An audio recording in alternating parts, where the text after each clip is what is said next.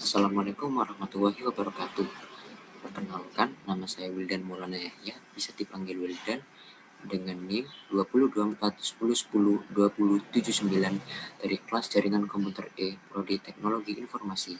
Pada kesempatan kali ini, saya akan membahas soal tentang collision domain, broadcast domain, dan topologi.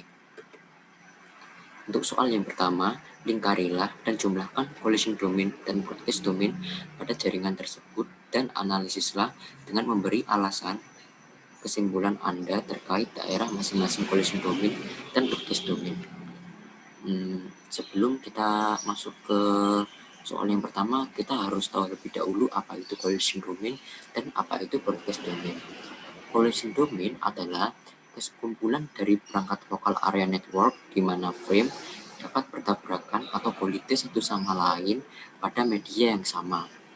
Sementara itu, untuk broadcast domainnya ini adalah semua device atau perangkat yang dapat mengetahui sinyal yang berasal dari perangkat network tertentu yang berada dalam satu segmen. Jadi, bisa dapat kita simpulkan untuk collision domainnya ini sendiri, yang pertama, seluruh port yang terhubung hub itu dianggap satu collision domain. Seluruh port yang terhubung pada satu hub dianggap collision domain. Di sini ada dua. Setelah itu, setiap port yang terhubung pada switch dianggap collision domain. Di sini 1, 2, 3. Dan setiap port yang terhubung pada switch dianggap collision domain. 1, 2, 3. Dan setiap router yang terhubung dan setiap port yang terhubung pada router dianggap collision domain. Jadi bisa dapat kita simpulkan untuk collision domainnya ini sendiri ada 9. Oke. Selanjutnya kita akan membahas tentang broadcast domain. Broadcast domain ini seluruh port yang terhubung pada hub dianggap satu broadcast domain. Seluruh port yang terhubung pada satu hub dianggap broadcast domain. 1, 2. Seluruh port yang terhubung pada hub dianggap satu broadcast domain. Setelah itu, seluruh port yang terhubung pada switch dianggap satu broadcast domain. Ini.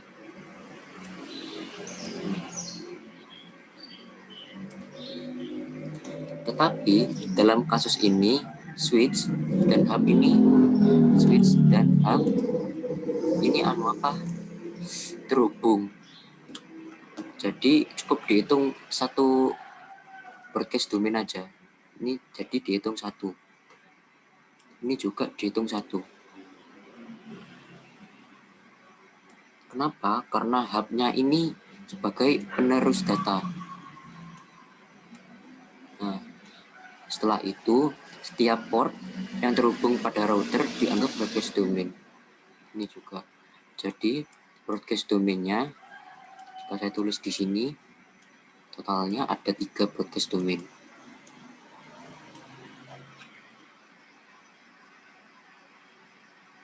Oke, kita lanjut ke soal yang nomor 2. Tentukan topologi yang digunakan dengan cara melingkari gambar dan berilah keterangan kelebihan dan kelemahan masing-masing topologi yang digunakan dari jaringan tersebut. Kalau bisa saya analisis di sini, pada gambar ini terdapat 2 topologi. Yang pertama topologi star dan topologi tree. Ini topologi star dan topologi star.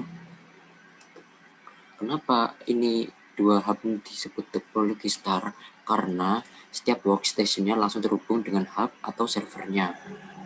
Sedangkan topologi yang satunya ada topologi tree. Ini saya warnai merah. Kenapa disebut topologi tree? Karena dilihat dari gambarnya, komputernya ini disusun secara bertingkat, kayak pohon bertingkat gitu. Jadi pada gambar ini saya langsung menyimpulkan kalau ini tuh topologi tree.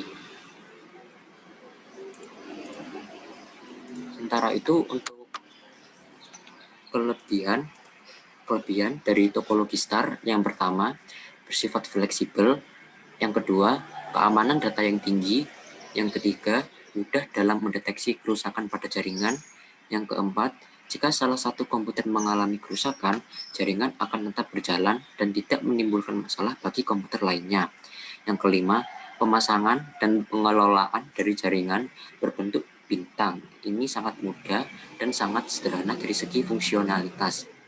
Yang keenam, sangat mudah untuk memecahkan masalah karena semua jenis jaringan komputer selalu tergantung pada hub sentral, yang artinya bahwa setiap masalah dalam pengoperasian jaringan dioperasi dapat ditelusuri ke hub pusat. Yang ketujuh, kelebihan topologi star ini, paket-paket data tidak mesti membuat jalan melalui berbagai node yang akan memastikan transfer data dengan cepat. Sementara itu kekurangan dari topologi star yang pertama, menggunakan biaya yang cukup mahal karena menggunakan banyak kabel. Yang kedua, jika hub atau switch mengalami kerusakan, maka dapat melumpuhkan jaringan. Yang ketiga, jumlah terminal yang terbatas bergantung dari jumlah port, hub, atau switch. Yang keempat, jika lalu lintas padat, maka jaringan akan melambat.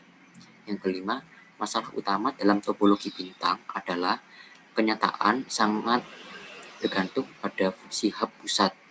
Yang keenam, ukuran dari jaringan ini bergantung pada berapa banyak koneksi dapat dibuat untuk hub.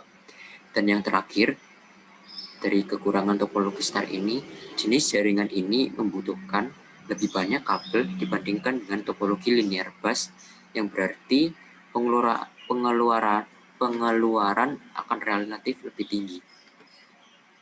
Sementara itu, kelebihan dari topologi tree yang pertama, mendukung untuk diterapkan pada jaringan komputer dengan skala besar. Yang kedua, pengembangan jaringan atau penambahan klien yang berada di bawah hub pusat dapat dilakukan dengan mudah. Yang ketiga, identifikasi kerusakan pada jaringan serta isolasi jaringan dapat dilakukan dengan mudah. Yang keempat, jika salah satu klien mengalami kerusakan atau gangguan, tidak akan mempengaruhi klien lain. Dan yang kelima, manajemen data yang baik, sebab komunikasi terjadi secara point to point.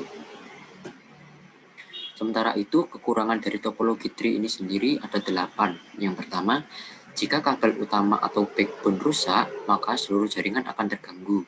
Yang kedua, hub memegang peran penting dalam jaringan.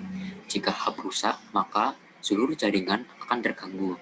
Yang ketiga, jika komputer yang berada di tingkat atas mengalami kerusakan atau gangguan, maka komputer yang berada di bawahnya juga akan mengalami gangguan. Yang keempat, biaya yang diperlukan dalam membangun jaringan ini lebih mahal, sebab menggunakan lebih banyak kabel dan hub. Yang kelima, konfigurasi dan pemasangan kabel dalam jaringan tree lebih rumit dibanding topologi lain. Yang keenam, perawatan dalam menjaga stabilitas jaringan cukup sulit untuk dilakukan, sebab terdapat banyak perancangan pada node. Yang ketujuh, kinerja jaringan serta aliran data lebih lambat, sebab komunikasi antar komputer tidak bisa berjalan langsung, namun harus melalui hub terlebih dahulu. Dan yang terakhir, kekurangan dari topologi tree ini sendiri, lalu lintas data sangat padat. Kenapa? Sebab melalui sebuah kabel utama atau backbone, sehingga kemungkinan terjadinya collision atau tabrakan file data sangat besar. Untuk soal yang nomor 3, faktor apa saja yang diperhatikan dalam pemilihan topologi? Yang pertama, biaya. Estimasi biaya yang akan dibutuhkan untuk merancang topologi dengan kebutuhan sistem. Yang kedua, kecepatan. Sampai sejauh mana sih kecepatan yang dibutuhkan dalam sistem? Yang ketiga, lingkungan. Dalam pengembangan sebuah perangkat juga memperhatikan pengaruh lingkungan. Yang keempat, ukuran. Sampai berapa besar ukuran jaringan? Apakah jaringan tersebut memerlukan file server atau sejumlah server khusus? Yang kelima, konektivitas. Apakah pemakaian lain yang menggunakan komputer laptop perlu mengakses jaringan dari berbagai lokasi. Oke, sekian presentasi dari saya. Bila ada kesalahan, saya mohon maaf. Wabillahi taufiq wal hidayah. Wassalamualaikum warahmatullahi wabarakatuh.